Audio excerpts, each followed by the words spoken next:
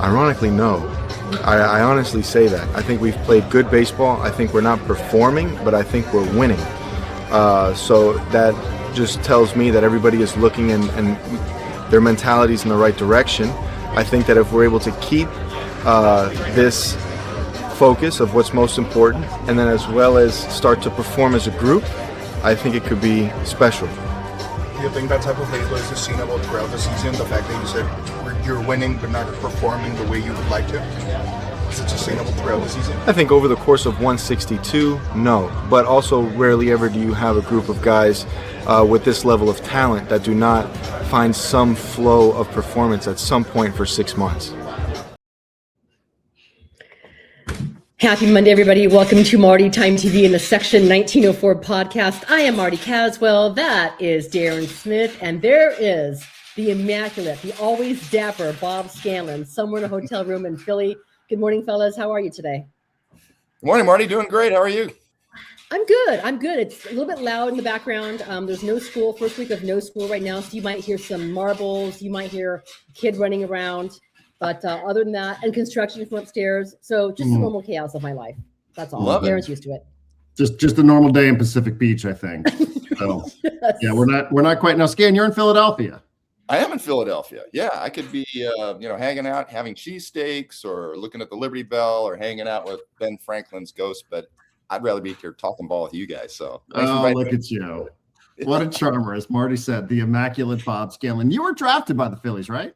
I was, yes. 1984, a 25th round draft pick by the Phillies. Jay Robertson was my scout, and I'd signed my letter of intent with UCLA. But at that time, the Phillies had a great reputation for developing players. They were really known for their minor league system. And so, talking to my parents and everything, we felt like, look, I got drafted by a team that can actually give me a chance to make it to the big leagues, or at least find out if I have that ability. So let's go ahead and take advantage of that, opportunity to go into that system and see if I've got what it takes. If not, I can go back to school and go on with my life. And I never regretted that decision. And I'm so grateful that I did, because I really felt like the Philly organization taught me how to play the game properly. And even though I didn't get any big league time with them, I was in their minor leagues for 7 years. I certainly learned how to play the game correctly. And when I got traded to the Cubs in the Mitch Williams deal, I was ready to go. So forever connected and grateful for the Phillies organization that way. But you never actually appeared in a big league game for the Phillies, right? Because I remember you as the Cub. I was trying to think if maybe you spent a little bit of time there. So you were still in the minor leagues and you got traded to the Cubs. Yeah, that's exactly right. Yeah, I was in Mitch Williams. Yeah, for Mitch Williams, me and Chuck McElroy.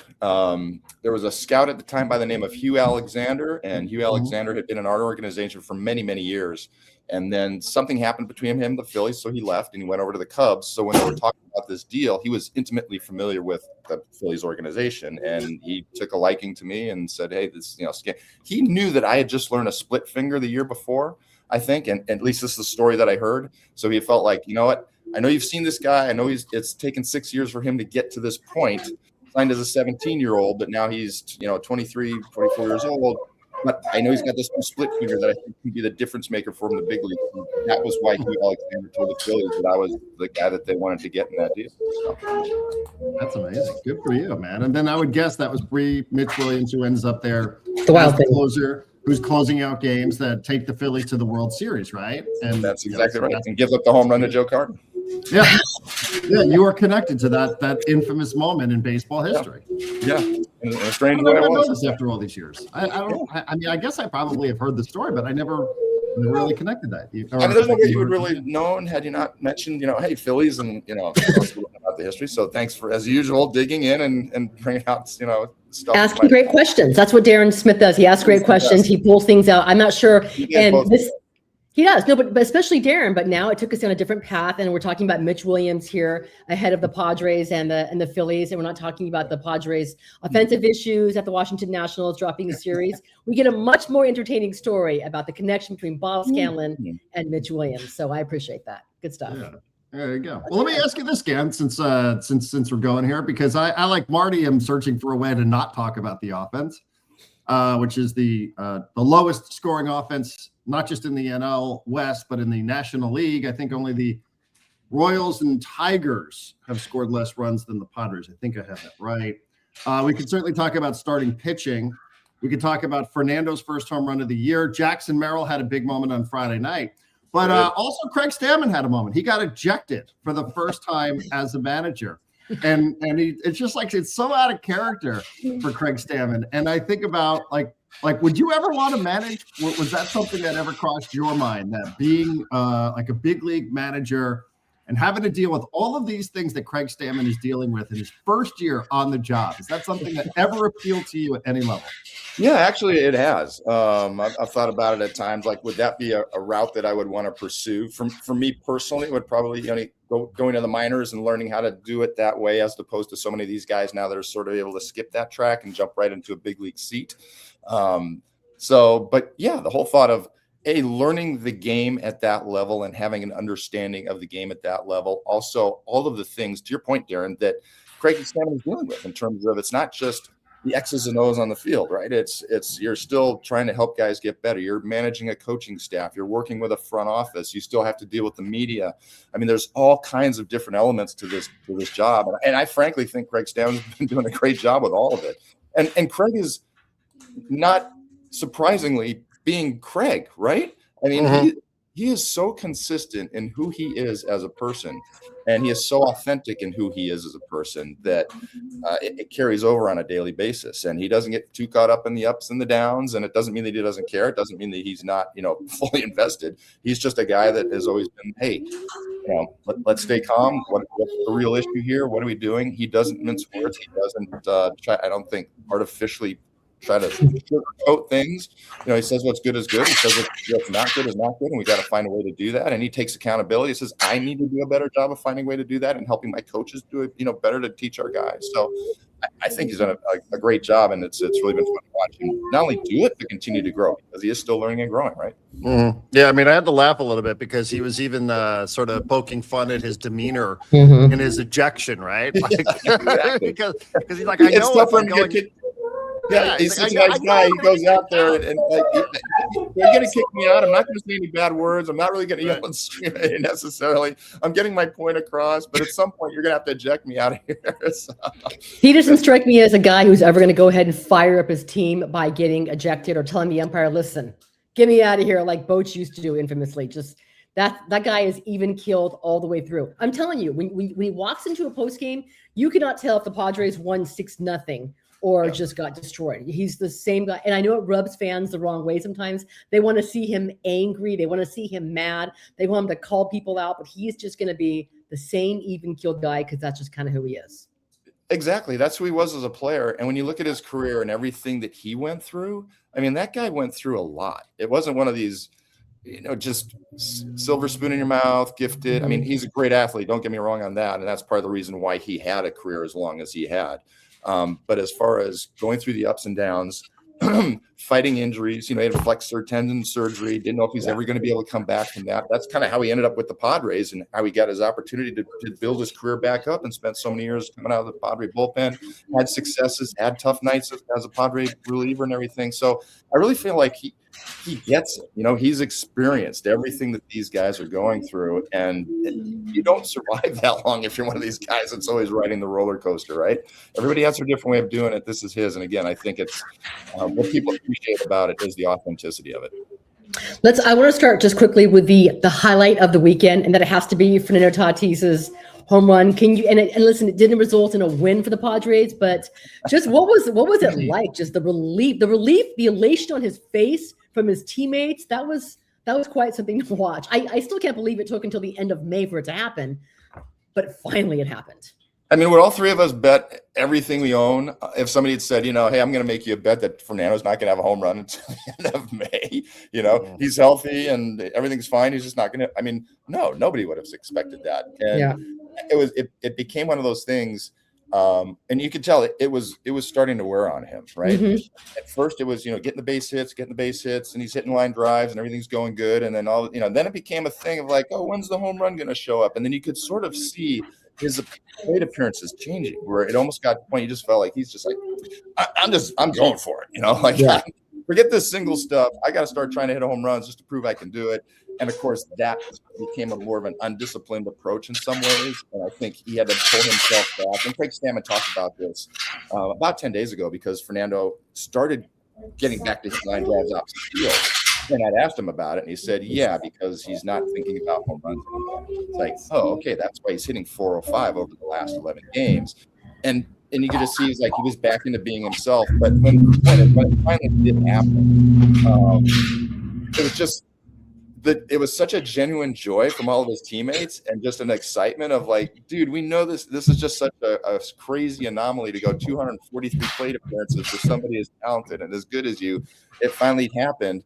It was just a really fun celebration in that dugout, and I was just a few feet away watching these guys high five and give the hugs, and it was really cool. It was super fun. The only downside was the Padres ended up losing the game, so it didn't have that carryover effect into the post game where you really got a chance to hear Fernando talk about it. He had to be sort of muted about it. He's like, and you heard the post game interview. He's like, yeah, mixed emotions. I'm excited and relieved to have that done, but at the same time, we lost the ball game, And this game has a way of punishing. We're talking not about himself necessarily, but about the team in terms of, they had 3 home runs. It was only the second time in the organization's history that Manny, Bogey, and Toddy had all hit home runs in the same game, and yet you don't walk away with a win. So it was unfortunate that the joy and the enthusiasm and everything didn't get a chance to carry on a little bit longer, but certainly you got to imagine a huge weight off of his back, right?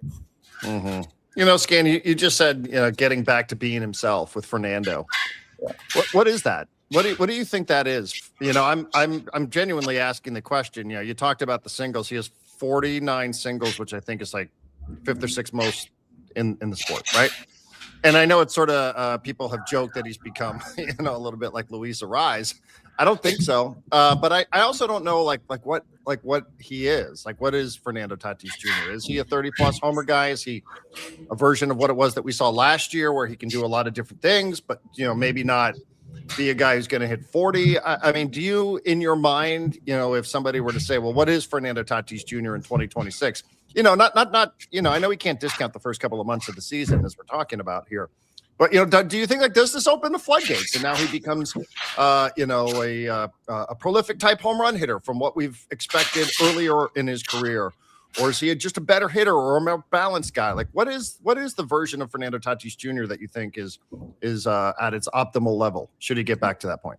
Yeah, that's a great question. And I don't know, maybe call me jaded in some ways, but I've just seen him do so many unbelievably, incredible things on a baseball field that it's hard for me to say, oh, he's not going to be able to do those things anymore. I mean, he's still young. He's still healthy.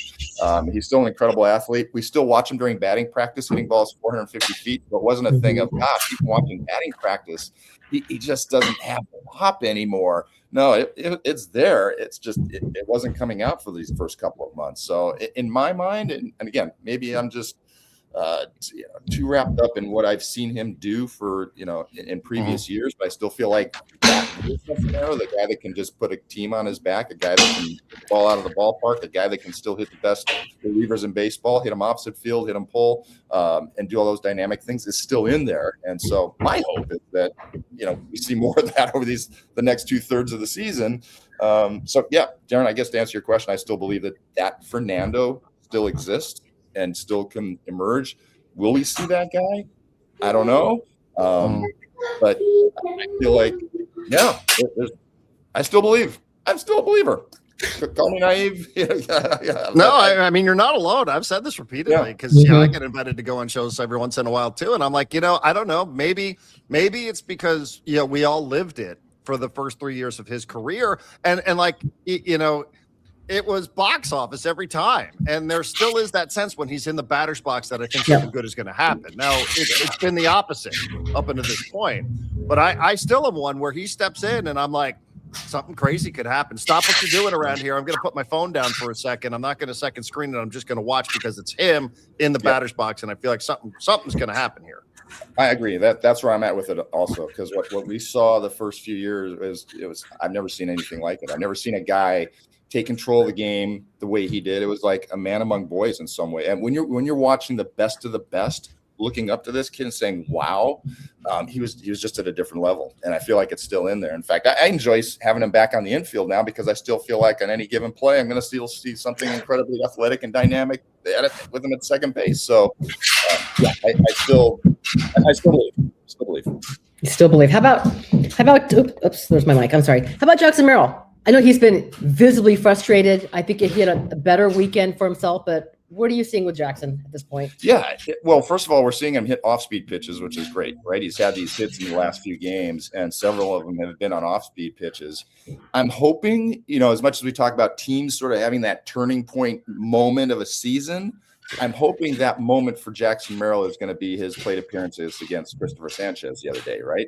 Because here he is scuffling. You've got one of the toughest left-handers on the mound. You look at the lineup that day, and Craig Stammen has Jackson Merrill in there facing Christopher Sanchez, and you're like, if you wanted to, this would be the perfect time if you want to give him a day off and put Bryce Johnson out in center field, and you get an off day the next day, and you can give Jackson the 2 day. All these reasons why you could justify him not being in the lineup that day, yet he's in there. And not only is he in there, but he has 2 hits. 2 solid hits, one on a fastball that he turns on, pulls it into right field, and then the next one on a changeup that he's able to stay back on and hit it opposite field. So it was just, I got this, I mixed that up. I'm sorry, the fastball that he drove opposite field for base hit, and then he's able to pull the changeup, which is like the classic Jackson Merrill approach, right? Mm-hmm. When we saw him in his rookie year, it was like, hey man, I can kill you opposite field. I can line drive you opposite field almost anytime I want. In fact, one of the things that was so impressive about him, even after he hit a home run, it wasn't, I'm coming up here, I'm going to hit another home run. It was, boom, launch pad to right field, and then the next plate appearance, back to who I am, line drive opposite field. So he just had that discipline and understanding of who he was. I really felt like in those plate appearances against Sanchez the other day, we saw that again. It's like, wow, that's Jackson Merrill. That's the kid. And then he comes up with the big 2-run home run to help the Padres win the game in Washington, again, on an off-speed pitch. So I just feel like, man, maybe this is the turning point. Maybe things are starting to turn around, because it's been the off-speed pitches that have been the problem for him this year, which I never would have guessed, because he's so darn balanced at the plate. As a pitcher, I would watch him that first year, and I'd talk to him even before he got to the big leagues, because watching his approaches in spring training against big league pitching, I'd be like, dude, you're so good at this, and you understand who you are, and you have an idea of what you're going up against, and you understand who that pitcher is and how he's going to try to get you out, and you're so darn balanced in your head, you're never lunging. And from a pitcher's perspective, I'm like, dude, how would I get this kid out? It wouldn't be back and forth, because he's so good at staying balanced and not letting his head move, and yet he's been struggling with the off-speed pitches this year. So I never would have anticipated this, but to see him getting to the off-speed pitches these last few days, for me, is a really encouraging sign.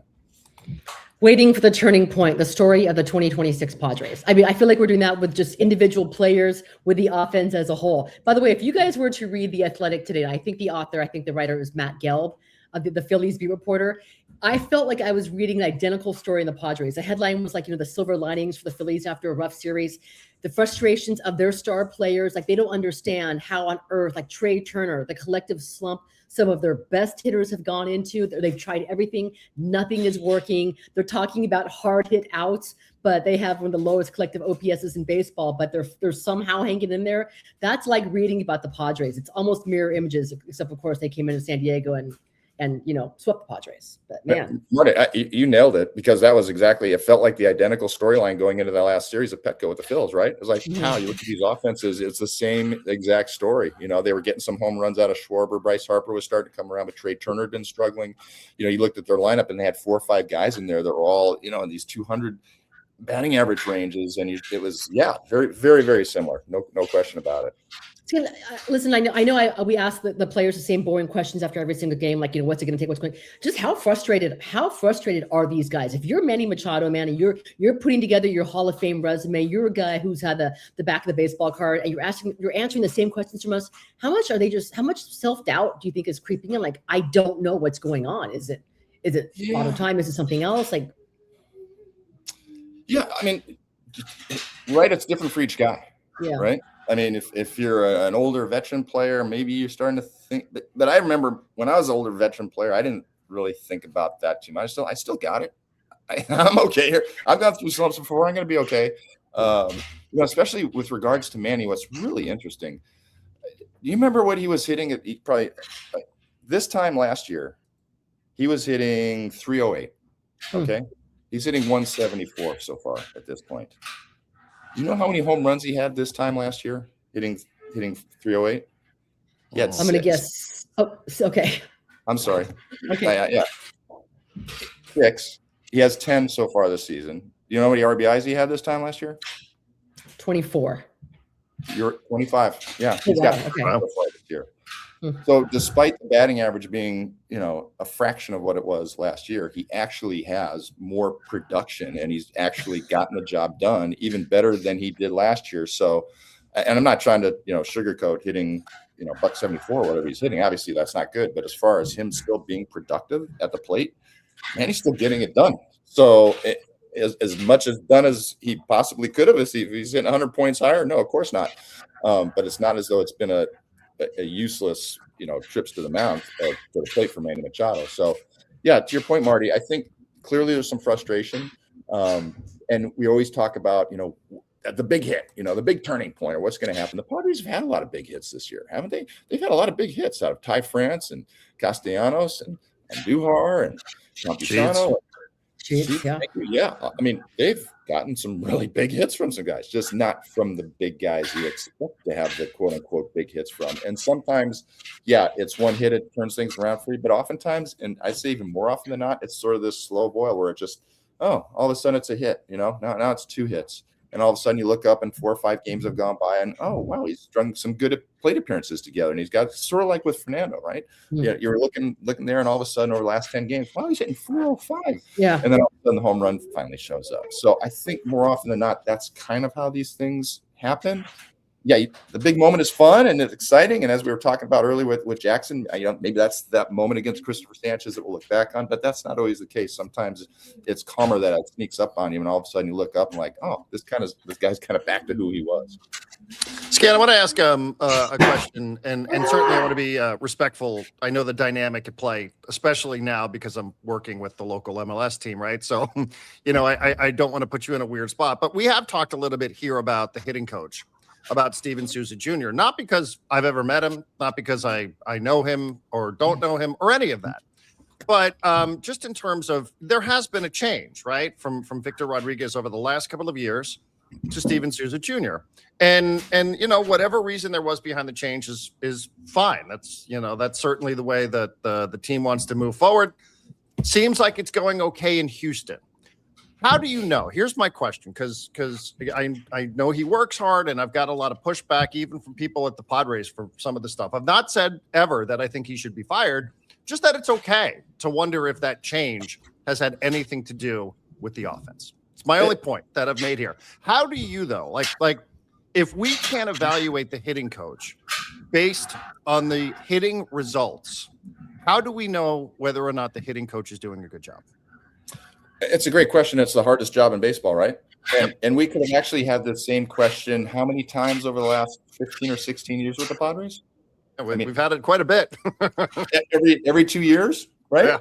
Yeah. So, and it's a great question. I think it's the hardest job in baseball because as a hitting coach and as a hitter, really, you can do everything, quote unquote, right and not see any kind of tangible, measurable as far as batting average and RBIs and home runs and all that kind of stuff. Obviously, there's internal analytics that you can look at in terms of, is the ball coming off hot? Where is he hitting it? What pitches is he swinging at? His chase rate, all that kind of stuff. But it's very difficult, I guess is my point. You're not in control of it, right? As a pitcher, I'm in control. As soon as I make a change, I can tell right away whether my slider is working better. I can tell right away whether I'm locating better. And almost always, I get instant feedback from the hitters because I'm the one that's controlling that situation. As a hitter, though, you're not in control of the situation. You have no control whether that guy paints you with 95, 96 on the outside corner at the knees and then a nasty slider, right? You may not get a good pitch to hit for many, many plate appearances. So it's difficult to put a measurement on that. That being said, your point is like, okay, well, if we're the way through the season, what's going on here, both collectively as a group and individually with guys? And you could look at it, and we talked earlier about, wow, Gavin Sheets seems to be doing pretty good. Castellanos has been making some of the adjustments in his new role. We've seen Ty France back to being Ty France after not hitting for the last couple of years. And I know that he gave some credit to the staff in terms of finding some things with his hands and everything. So there's a lot of positive things that you can point to and say, wow, this is really working for some of these guys. But also we see the things that aren't working for some guys. So, Darren, it's a great question. And all I can go on is based on conversations that I have with Souza that I had in spring training, talking to him, hearing what his ideas were, not just general ideas also, but literally going through each guy. Here's what I see with this guy. Here's what I think this guy can do better. Here's, just he knows what he's talking about. And it's not just this blanket, hey, one size fits all, which you see with some guys, right? I got his elbow up and all of a sudden that worked. Let's get the elbow up for everybody. And right. He's not like that. He's very cerebral about it. He's very individual in terms of understanding what each guy's strengths are and things that they can work on. And also just in talking with him, I felt like, wow, this guy's really communicating all this stuff really well with me. I assume that he's able to communicate those same things well with the players. I know he talked about the relationship building side of it, of being a new guy coming in and sort of understanding each guy's history, what they've responded to in the past, what they've not responded to in the past, talking to the organization in terms of finding out, what biases a player may have in terms of, this guy's getting pounded over the head for the last 4 years with this topic. So just so you know. So point is, I don't think there's anybody that's been more prepared and has a better understanding of who these guys are as people, their background, their history, what they're trying to do in the batter's box, and ideas that he has for trying to make them better. Now, all that being said, it takes two to tango, right? I mean, you've got to have players that are on board with saying, okay, I think I'm going to try this, or no, I've stuck with my hitting guru this offseason and I'm going to keep doing what my hitting guru told me. My hitting guru is not with me on a daily basis and going through this grind of a big league season and see what I'm going through. Right. I think that's one of the big challenges that especially hitting coaches face these days as well, is getting the trust of the player. Also understanding there's other people in that player's world that are trying to help them. But whether you think those things are consistent with what you're trying to do and are consistent with what goes on over the course of a 162 season grind is another thing that hitting coaches have to deal with. So I think it's too early to tell. Let's look at the final thing at the end of the season and see where we're at, and then we can start making some judgments on that. I interviewed George Brett once. Such a name dropper that I am. And I remember asking, like, you were such a great hitter. He was, one of the best hitters of certainly, people in San Diego had Tony Gwynn and George Brett. Like, what an era that was. And we asked, like, would you, how come you're not a hitting coach? He's like, what? Like, that's the worst job in baseball. Are you kidding me? This guy wants to be in the cage at noon. This guy wants to be on the field at 1. This guy wants to be off in the side thing at 2. Like, I wouldn't do that job. You couldn't pay me enough money to do that job. So I don't envy him. I really don't. Steven Souza or Victor, I don't and any of them. I do think it's hard. I just, I do think that, there has been a change there. And I think it's fair to say, like, whether it's, it's not finger pointing or putting somebody in the crosshairs or saying somebody should be held accountable.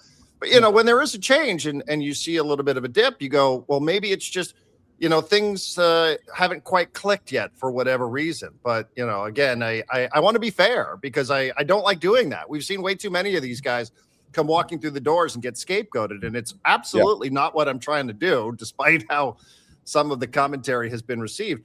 I just am curious. I mean, it just seems like it's been an obvious change there. And then we're seeing some of these things go the way that they've gone. So I don't know. I hope maybe now it just takes a little while for messages to get through and guys will start turning their seasons around. And maybe we forget about this conversation somewhere down the road. We're all on the same page with that one, Darren.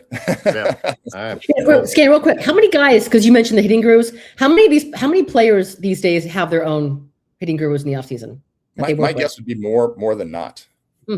Yeah. I don't have exact numbers on it, but I know pretty common. It's a lot of voices. A lot of voices. Yeah. No doubt about it. No doubt about it. Too many voices. I think for some guys. Yeah. I mean, look, everybody, all these guys want the same thing for the player, right? They all want them to get better. I mean, and players want to get better, and their agents want them to get better, and their friends want them to get better, and their family members want them. I mean, everybody wants you one thing, but to your point, when you have all of these people, hey, I know a guy, I worked with this guy. Your agent, we've had some players working with, are you open to doing it? And as a player, you don't want to leave anything on the table either. And so we're constantly going through that battle of, man, okay, what I'm doing is working pretty good, but at the same time, is there more that I can get out of myself? Even veteran players, because you reach a point in your career where the topic earlier, Darren, of like, I'm not the same guy as I was when I was a 23-year-old, good and bad. Right. I'm more knowledgeable, but man, the hips just don't work the same way. I got more days when I'm waking up and I'm feeling sore and the back is tight and the shoulders are a little sore, whatever it may be.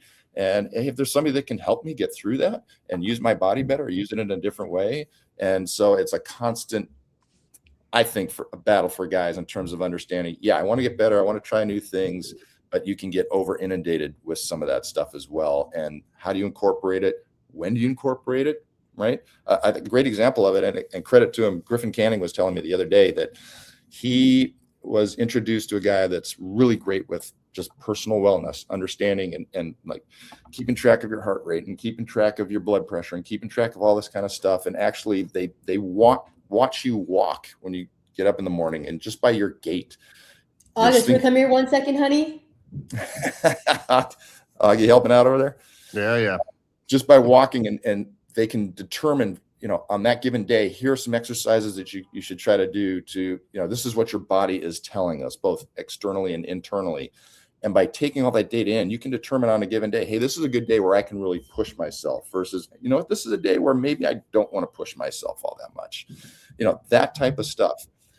I think it's fantastic that he's doing that. And he says his body feels great. And as a pitcher or any athlete, right? If you're not worrying about how your body is feeling, if you're not fighting that, that's great. That's one less thing you have to worry about, and you can just focus on competing. My point with this was he chose to do it while he was on the IL, which I thought was really smart, because he felt like, this is a reset for me. This is an opportunity for me to try these things and do these things without having to try to compete in the middle of the season. So his timing on bringing that into his routines and everything, I thought was really smart. And some guys try to do that. Other guys, they'll try to do it in the middle of the season if they're struggling. I think that's a little bit more challenging. But anyway, to your point, it's there's a lot going on. Everyone means well. They're trying to get better. But sometimes you can get caught up in all the noise that's going on. Mm-hmm. I love that. I do. I mean, it's just, there's so much data now too. I mean, there's just so many things happening. Like I remember hearing when AJ Hinch was the manager of the Astros, that they used to monitor like the spin rate on the bullpen sessions during like your throw day. And I was like, you guys do that like for throw days? He's like, oh yeah, like, because that way we'll know, like, is this guy going to be good for 6, 7 based on spin? Wow. Is he tired? Is he this? And I was like, oh, you guys, like, they were ahead on a lot of different things. I know one thing they got popped for was one, but like they were using some NASA science. So all of these teams are doing this, and we're probably talking about things that have been left in the rearview mirror for quite a while. Scalan, I know we've taken up a ton of your time. You got an off day in Philadelphia. What are you going to go do? I don't know. Maybe go get that cheesesteak, go see the Liberty Bell, hang out with Ben Franklin's ghost, like I was talking about earlier. So looking forward to it. Go run the stairs and do the Rocky statue? I love that. Yeah, do the Rocky. Do you really eat a cheesesteak? I'm sorry. I didn't realize I was using the wrong mic. I thought I was muting myself and I'm yelling at my nephew, but I wasn't. So I apologize for that. Oh, but no, do you eat you're the picture of health. You're always working out. You eat cheesesteaks? Like once in a while, when you're in a certain area that has a great reputation for a certain food, right? Yeah. I mean, you can't cheat yourself out of certain experiences. No. So Cheese Whiz, right? What's that? You get the Cheese Whiz, right? That's the authentic way to do it, right? Or do you get the And Dave Marcus, who you guys know and love, I'm sure. He was like training me a few years ago. Like, there's 2 different places, there are 2 cheesesteak shops, and he's like, no, we got to go to this one. This is the only one that's good. So I can't remember which one it was. And you got to order a certain way, with whiz, without, with onions, without, and you got to have the lingo down. Otherwise they look at you like you're crazy. So it's not just eating the steak. It's the whole experience of going through it, which is kind of the thing. Yeah. Got it. Yeah. There you go. Yeah. I mean, it is. Did you ever go to the Wiener Circle when you were in Chicago? No. Oh, okay. No, more of you talk about Chicago, the deep dish. You're talking about like an experience of walking into an establishment. They curse at you. Isn't that the Saturday Night Live place where they they cut you out the whole time. Chips, Pepsi, whatever. No. That's totally no. This is one where usually you've had a couple of beverages and you go in late at night. Okay. And it's just a hot dog place, and they just scream at you. Like they just are. It's very inappropriate. So very Chicago, though. It's perfect. It is not for the timid at all, and it becomes quite a scene. So yes, I would recommend, if you're into that sort of stuff, Triumph the Comic Insult Dog or Insult Comic Dog. One of the funniest bits ever was him going into Wiener Circle. So do that on your spare time, but don't do it with the kiddos around, because there's a lot of profanity. Something that we would never hear out of Bob Scanlan for sure. Scan, we appreciate you, man. Appreciate you guys. Always fun talking ball. Have a great rest of the day, you guys. Thank you. Safe road trip there for the Scan. Thanks, Bob. Thanks, Cam, man. Appreciate you. Oh, wait a second. August wants to say hi. You want to say hi to Bob Scanlan? Wait, you have to go this way so he can see you. Say hi. August, how you doing? Great to see you. Oh my gosh. What shirt does he have on? This is Friar Territory shirt on. Friar Territory. That is awesome. Yeah. Grant does an amazing job. Even though I told Bob Scanlan last week, we were watching TV and he says to me, "What? Don Orsillo is more beautiful than Bob Scanlan." And I was like, "Wow, I can't believe you said that." It's just not even true. I know my place. Look at this guy. Look at this guy. True story, Darren. So, so Bob was here first. And when I saw how perfectly presented Bob was, I ran to my room to go powder my face because I didn't have the right. I was just too shiny. And Bob Scanlan, always presentable, even early hotel room in Philly. He's just ready to go. He's a professional. Appreciate it, guys. You guys are always looking amazing. Always great to talk ball with you. Thanks for having August come on. I got a chance to say hi to him finally after hearing about him for so long. Very cool. There you go. Made his whole day. Thanks, man. Thanks, guys. Appreciate it. Good stuff. I had the wrong mic on like the entire 95% of the show, Darren. So that's there was a lot going on there. Yeah, I did not realize. I'm like, wait a second. You could hear me talking to my nephew. Now I know why. It's been a long weekend.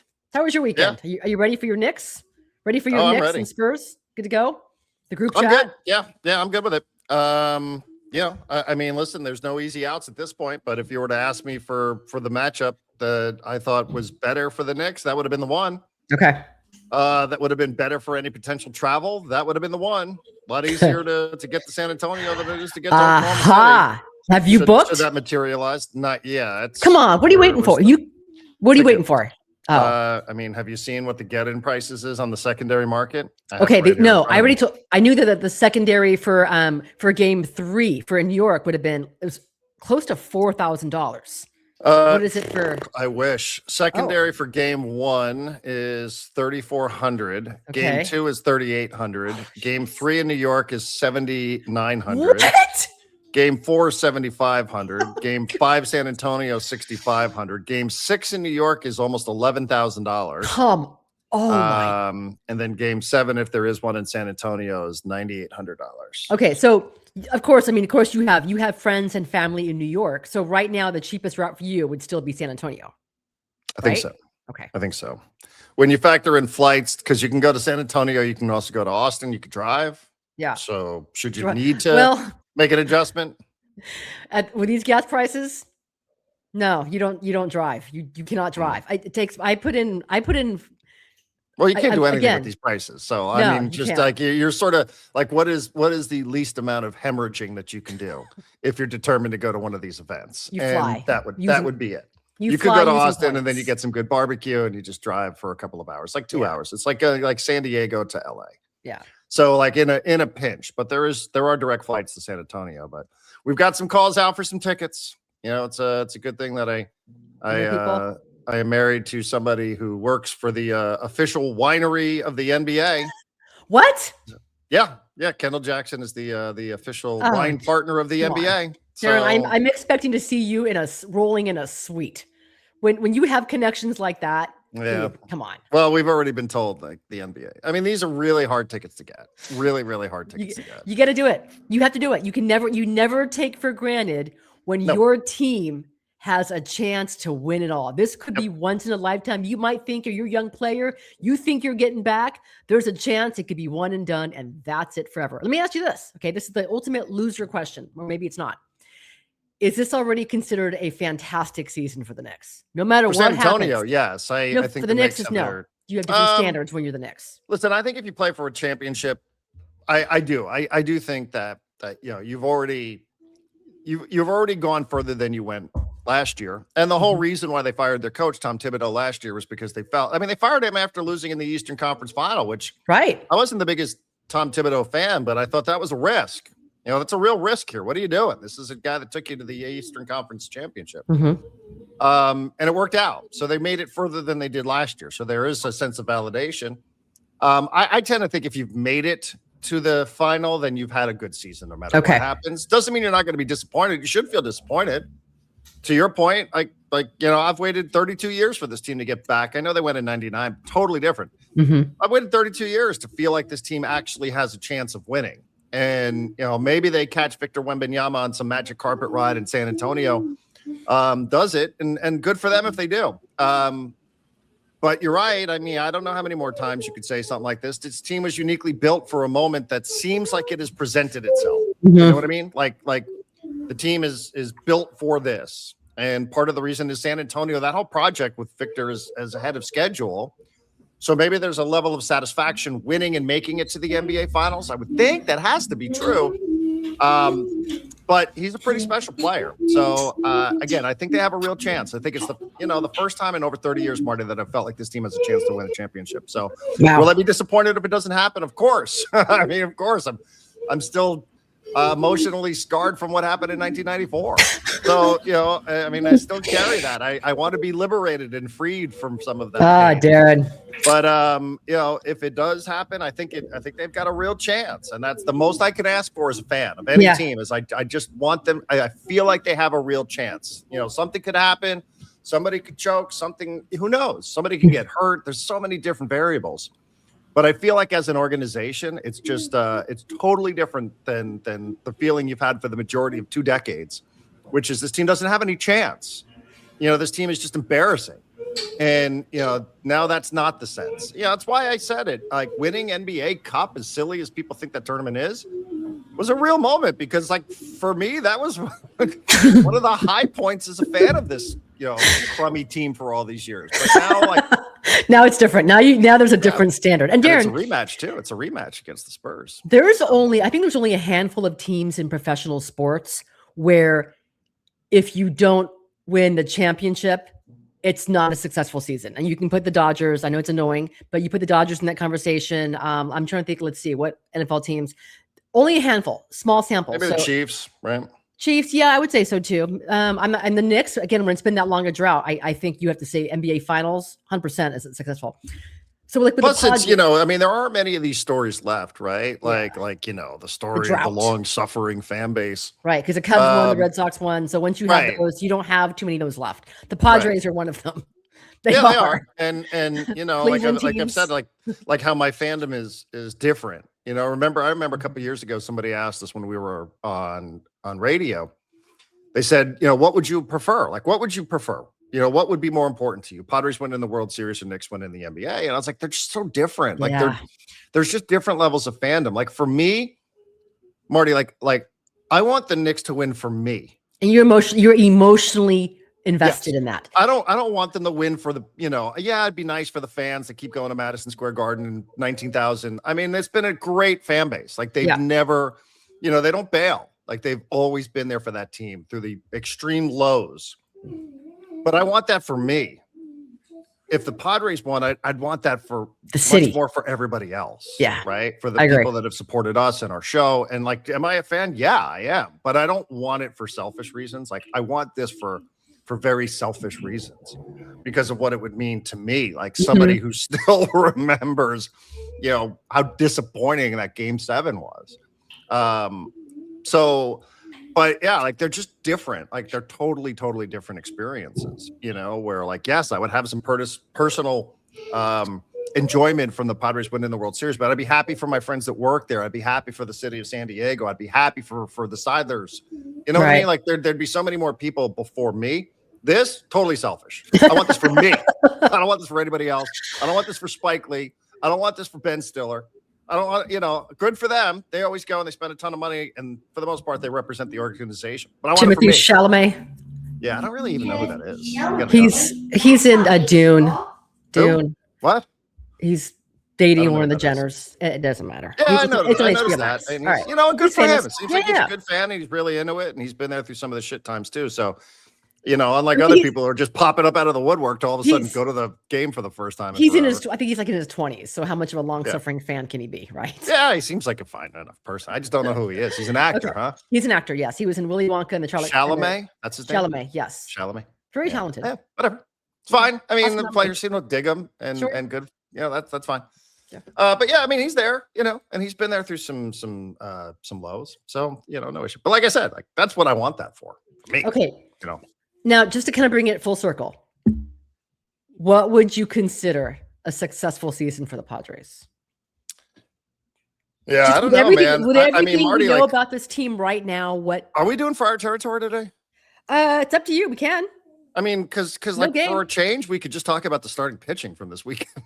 Oh, I know. You know what I mean? Like Lucas Giolito on Friday night wasn't very good, and Michael King wasn't good for a second Should we bring consecutive back start. Should we bring back the great Bob Scanlan? Like we had I mean, him we all don't that actually time. have to talk about this bad offense. We could actually talk about the starting pitching. I mean, they lost in many different ways. Yes, they starting did. pitching, bullpen, no Yes, they did. offense, base running. So The base running, I'll tell you this, the fundamentals, that's another thing too. Like when we talk about like what's different from last year, man, they're playing some sloppy baseball. They really are. And this is a team when your offense is like that, you have no margin for error and just they're running themselves out of situations. I also wonder like with how aggressive Tatis has been, if he's putting that on himself to just create runs any way he can, just because it's been so difficult to score.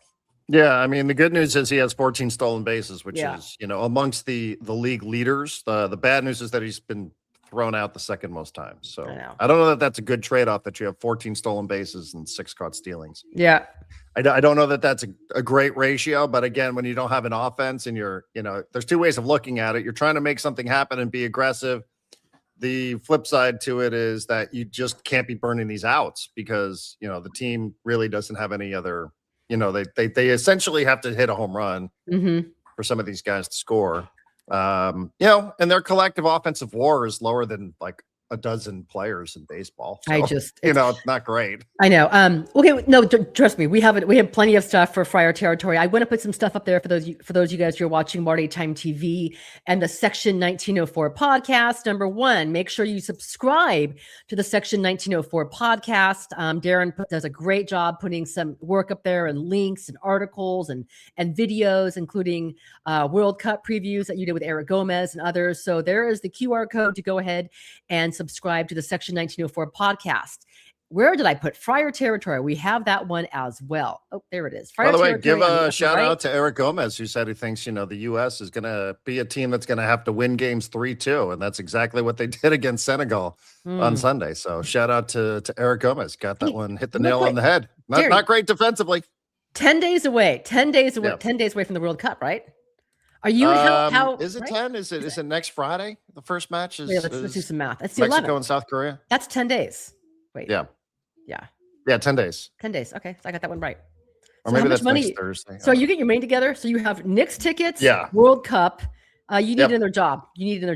Yeah. So make sure, I know. Make sure all you guys listen. We need to get Darren to the World Cup and to San Antonio to watch his beloved Knicks. So don't forget, subscribe to the Section 1904 podcast. Well, Marty, you might appreciate this. When it comes to the World Cup, people are asking, well, you're going to go to this? Like, people automatically think I'm going to go watch the U.S. play up in SoFi. I'm like, I don't think so. The match that I'm looking at is Japan and Tunisia in Monterrey, Mexico. Really? Yeah. So flights are pretty good. What's the get-in price? Lodging's pretty good. And I would love to go watch the Japanese national team. Like, I think that they will get a good following. Monterrey's a city I've not been to, but I've heard great things about. And it's a World Cup match. And part of the World Cup experience, I think, is supporting your national team, but also being exposed to other teams' cultures. And I would imagine that, the Japanese national team is one that's getting a little bit of run as perhaps a dark horse, a team that could go far in this tournament. I think their fans will probably travel pretty well, whether they're coming all the way from Japan or whether they're just in North or South America, right? So there's been a lot of immigration over the years. So I have a feeling like that one might be sneaky good, like sneaky fun. The one I really want to go to is Spain and Uruguay and Guadalajara. But I was looking at that one in Monterrey. I'm like, that might be pretty good there. And tickets are reasonable. A lot more reasonable than going to the NBA finals. So I was like, that could be a lot of fun. Like that seems like it could be like a good vibe, good crowd. Yeah. So yeah, I don't know. I got my eyes on that one. Okay, wait. Okay. So if you are looking at ticket prices right now, should you expect them to drop dramatically? Like I don't know about you would, but they're going to drop. I think right? they will. Yeah. I mean, that's my strategy. I think, unfortunately, it's the strategy for a lot of other people as well. Yeah, I mean, FIFA's just sort of dug in on some of this stuff. That they hear the amount of money that they're going to make on some of the high-end seats will offset money that they're not going to make if they drop prices to put people in upper decks. But you can the whole dynamic pricing thing is just it's based on U.S. consumerism. Yeah. That's all it is. They're like, yo, those people over there spend a fortune to go all these sporting events. So let's just use the dynamic pricing model. And then we'll control the secondary market, Mm-hmm. and it's like FIFA sucks, but it's also based on like our own, it's based on everything I was just talking about. Look at these NBA finals prices. Look at some of these prices to go to some of these sporting events in this country. Like that's where it comes from. It comes from our own penchant to just overspend for things here in the US. So, FIFA saw it and said, well, let's see how we can go take a bite of that apple. Yeah. And, that's why we're in this situation. Then, you combine it with other teams. Like we have a team that can't even get into the country right now. Got another team in Iran, geopolitical, but it's essentially now is training in Tijuana because they got the sense that they weren't welcome in the US to train. So they were training in Tucson, Arizona, and their federation's like, it's kind of awkward. We're very much being bombed by this country. So they're training in Tijuana. Wow, what's going on? Other people, I have to spend money to get into the country. So that's preventing some fans from different parts of the world from going ahead and buying visas. So it's just like, it's all of these things. Like, why did we fuck this up so badly? But we did, because that's just kind of how we do things now. So, it's just, and like I said before here and elsewhere, put the ball on the ground, blow the whistle, things will be fine. But, getting there over the next 10 days is probably going to feel like it's just insufferably slow. So, but that's why also I think it'd be fun to go to a place like Monterrey and see that, like go to a different country, watch, Japan and Tunisia. And I don't know. I mean, that sounds like fun, doesn't it? I think it does. Soak in a different atmosphere. I think it'd be awesome. I think now we're not going to have AJ Caswell tomorrow. But I know I think he's going to Vancouver. I forgot where he's going for the World Cup, but he has a little trip planned. I think he said Vancouver. Vancouver, right? Vancouver. Yeah. So make a destination. If you're going to go somewhere, I mean, come on, SoFi. I'm sure it'll be great at SoFi. I'm sure they'll do a great job. Technology is fantastic, but I think it'd be a blast to make it a destination event and kind of go somewhere else, get out of LA, always a mess. I am jealous. I have to look at tickets too. Maybe I can do a fun little trip. Yeah, I mean, like I said, I think this would be right up your alley. I mean, I've always known the Japanese fans to be certainly festive, whether it's been baseball or very much. They're great fans. Even watching it for the Women's World Cup or the Men's World Cup. So, I feel like that's, would I rather be watching Spain and Uruguay? Yeah, probably. But it seems like that was a little out of reach. So, this feels like it's like a really good opportunity to, to not fly too far away. What's Monterey? Like 2 hours out of TJ? Two and a half, somewhere in that range. Fun. Beautiful stadium. It's this great stadium, Marty, that's got this this mountain in the background. People can Google this. Google the stadium in Monterey. It's got this open, beautiful scenery. So I don't know. I was just like, that sounds like it makes a lot of sense. My wife has 350 hours of vacation, so she's starting to say, like, I gotta not just take half days here, but she wants to. And go on a trip. There's like a big sale happening for one of the Mexican airlines. So. Oh wow, which one? Yeah. I was just debating whether or not I wanted to say it, okay, so that we don't get a rush on these flights. But Volaris. Oh yeah, okay. Wait, how? I have. Yeah, which is like the southwest of. Yeah. Mexican aviation. Yeah. By the way, how does Leah like? They assign seats now in Southwest, right? Hates it. Canceled her. Got rid of her. Really? Yeah. Wow. Because before she was like A list. She was A list. And now assigned automatic seat? check-in, didn't have to do anything. Yeah. Oh, that's brutal. It's not great. I think she's they got rid of the one thing that made the airline so unique. Especially if you're a regular. So I don't think she loves it. I don't think it's as bad but it's not as easy. And so I think we're just becoming Alaska Airlines people. Oh wow. Okay. Although I do have a Southwest credit card around here somewhere, because we have to get companion pass. That's still a good perk. So I don't know, Marty, you optimistic about this Padre team or what? I don't. 13 I'm telling and 15 in May. I feel better. I think I do feel Tatis is producing at the leadoff spot. He is. I feel better that we're seeing something from Jackson Merrill. He's Luis Ariz. They need Luis Ariz. I'm telling you, I was thinking about who do the Padres miss more, Ryan O'Hearn or Luis Ariz? Like there's just something missing, and I don't know what it is. And we can get to this tomorrow on Friar Territory, Darren, or maybe later on today on Friar Territory. But Jim Bowden wrote a piece on the 7 teams that could be the mix for Scooble, and he mentioned the Padres as don't count AJ Preller out. And he's, mentioned like the top prospects, like, Cash Mayfield and Cruz Schoolcraft, and maybe Ethan Salas, who's another number 2 prospect. If you're AJ Preller, if you're the Padres, there's no way you make any of those trades, even for a guy like Scooble, unless you feel, oh yeah, this team, this team can win the World Series. And I don't know that right now. No, I know we have not seen that. We have not seen the Padres show that this is one of the top 3 teams in baseball. Maybe they had a good stretch in April, but right now, the way they're playing as we hit June, I have far more questions than I do answers about this team. So I would be shocked if that were the answer. I mean, they don't need just one starting pitcher. They need multiple, which is something we've talked about since spring training, right? Yeah. I mean, as somebody who will admit to have not watched a ton of Washington Nationals baseball, I was inclined to think, the Padres are a superior team. Yes. And that it would be, it would really feel bad to lose to the Nationals. And then you look at the Nationals, you're like, there's really not a lot of difference between the two. I know they give up the most runs in baseball and they score the most runs. But in terms of like who's set up for better success over the next 4 months, it's about a coin flip. I don't know that there's any real shame in losing a series to the Washington Nationals, which is something I think a week ago I would have felt differently about. But I think when you look at the Nationals, you're like, yeah, these aren't just, these guys are maybe a little bit better and the Padres are maybe a little bit worse than I would have said a week ago. But, I don't know, Marty, maybe something in that Dodger series. I mean, it felt like peaking after that first game of the Dodger series for Michael King personally. He's allowed 9 runs in his last 2. And for the team has won 3 times since. After that first game against the Dodgers, it's kind of been downhill. So I don't know. Maybe that series took something out of them. Maybe, I don't know. I'm not sure. But then again, it's been happening all season. The lowest scoring team in the National League. I was really like, ugh. I don't. It just doesn't make any sense. Some separation in the West now. Dodgers are on a roll, 5.5 game lead, and they have health issues too on their pitching staff, but they're overcoming their injuries, so they have enough depth. We'll see. Yeah.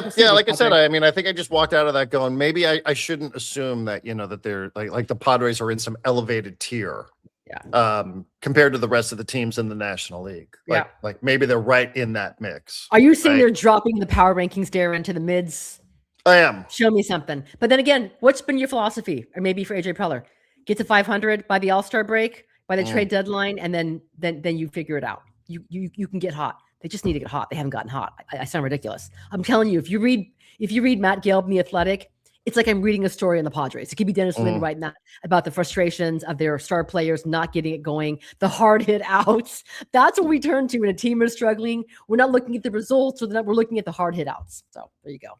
Yeah, leading the league in hard hit outs, which, I mean, what do you get for that? I know.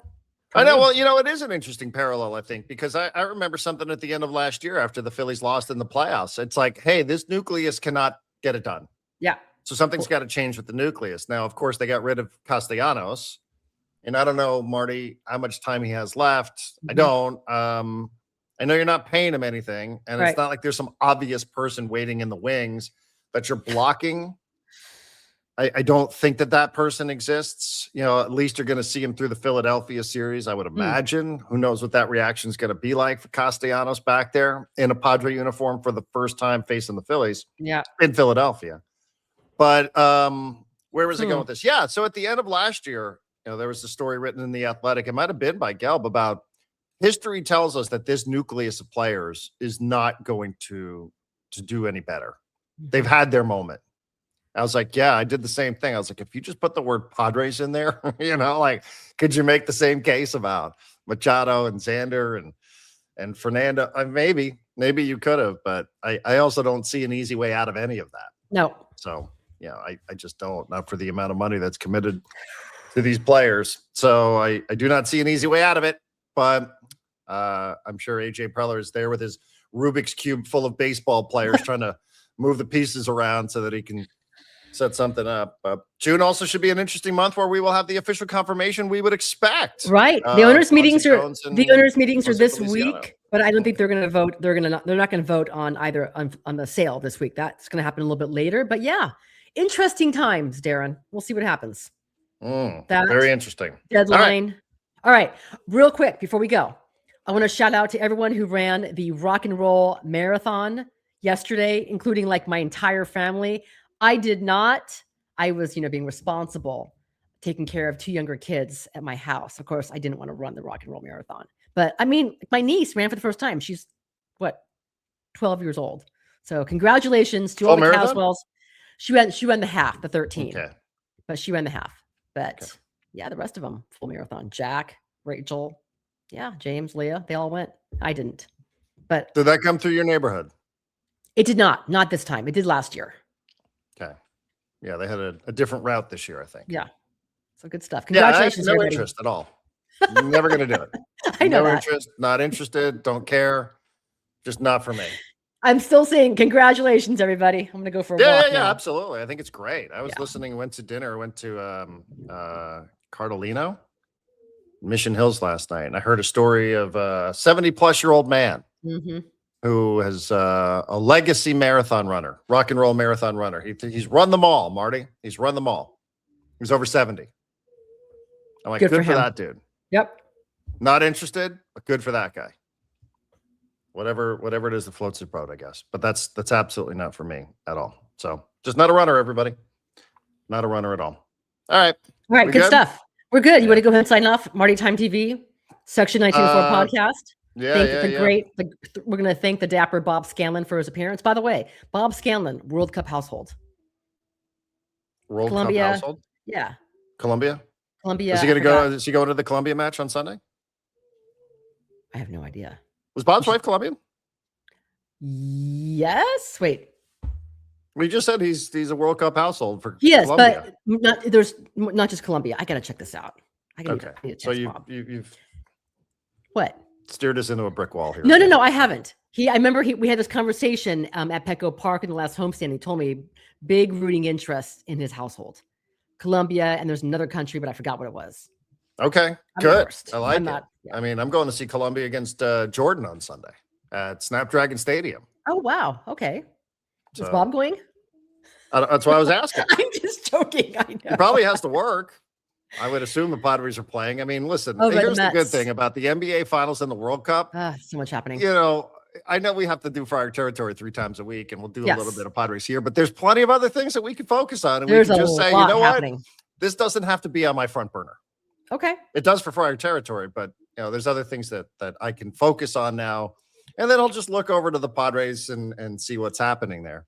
But for the next couple of weeks and months, Marty, there's other things. Like there's other things that are really fun and exciting and different. So I'm looking forward to it. Should be an interesting June into July for sure. I agree. Knicks, World Cup, transfer of Padres sale, trade deadline, and then look out, training camp, Darren. Training camp.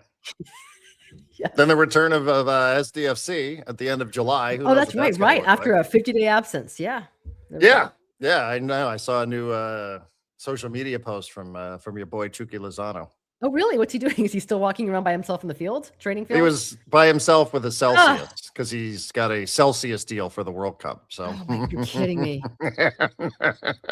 Oh no. Oh man, what a story. So bad. I feel so bad. What a story. All right. Well, that'll do it. Thank you, everybody, for joining us on Marty Time TV. Don't forget, you can find the Section 1904 podcast on Apple and on Spotify, and you can check out the page on Substack. Now, you can subscribe there, and here's the thing. You subscribe, and we email these shows right to your inbox, so you don't have to go searching around for it or waiting for the algorithm to deliver something that probably won't get delivered anyway because the social media companies hate YouTube and hate Substack, and they will not promote any of our work. So what we really need is for people to help us and subscribe so that way we can just send the stuff to your inbox and you can have it there. You don't have to scroll through and find it and worry what's being blocked or what's being muted out by bots. So, that's just the world in which we live. It's not easy, but we are determined to make it happen. So we would appreciate a little bit of support there. That's the importance of subscribing to Marty Time TV or subscribing on Substack or on Apple or on Spotify if you prefer audio only versions, just so you can get it, so you can have it delivered right there to you. Because like I said, I can see, I don't know if you can tell, Marty, but some of the stuff that you push out or that we push out on social media, you can just sense we are so far over the bridge when it comes to what social media used to be in terms of promotion. 100%. Yeah, like I can just see, I'm like, man, this thing used to get a ton of interact. Now there's no engagement for some of this. So, but this is a choice that we've made. This is a choice to use platforms like YouTube and Substack and Apple. So, and you have to live with the consequence, which is social media companies are going to try to bury this sort of stuff. But, that's its own separate show, I would think. So, which will get buried when we post it out. Exactly. So Our thank show you everybody on social for media. Yeah. Sorry. thank you for the support. Thank you very much to the all new Hamul Casino Resort, the Players Place. Do appreciate them. Happy birthday to Bethany, by the way. Bethany from our friend who is our contact at Hamul. Oh, is that today? Today is her birthday. Wow. Oh, very nice. You mean you didn't send her a text message first thing this morning? Wow. What kind of friend are you? I am a terrible friend. I have other texts to send her, but I will send that to you. Okay, good. Yeah, I got up bright and early, made sure that we Nice. send a text to our friends there. You're so nice. That's why you're here. You're nice. I'm not as much. It's true. It is true. We all have roles to play. Thank you, everybody. Again, we appreciate the support. We'll see you next time. Yes and no. I mean, yes and no. I mean, I don't know.